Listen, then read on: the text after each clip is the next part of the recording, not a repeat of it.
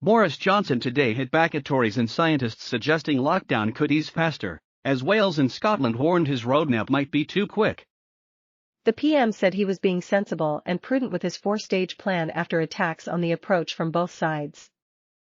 Some people will say we're going to be going too fast, some people will say we're going too slow, he said on a visit to a school in South London. Mr. Johnson refused to guarantee that all restrictions will definitely be lifted by June 21 as scheduled, but insisted he was hopeful it can happen. The intervention came after Matt Hancock slapped down Professor Neil Ferguson for suggesting the government's blueprint for England could be speeded up if things go well. Tories and business have been voicing disquiet about the ultra-cautious approach being taken by ministers, even though the vaccination drive has been surging ahead.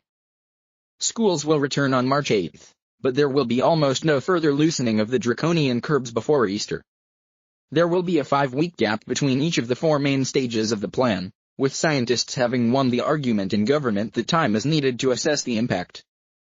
The PM has been boosted by snap polls showing the public largely backs his stance, with 46% telling YouGov it is about right, and around a fifth suggesting it is too fast. Nicola Sturgeon unveiled her own far more cautious exit strategy this afternoon, with non-essential retail not set to start opening until the last week in April.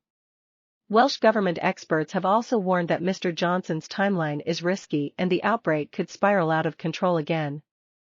Professor Ferguson, whose grim modeling triggered the initial lockdown last year, sounded a bright note on Times Radio last night. Hopefully what we'll see when each step happens is a very limited resurgence of infections. In which case, there's a chance we can accelerate the schedule, he said. However, Mr. Hancock dismissed the idea of speeding the schedule up in a round of interviews this morning. No. We need to see the effects of each step, and that takes 5 weeks, he said. In other developments today. Step 1 Part 1, March 8.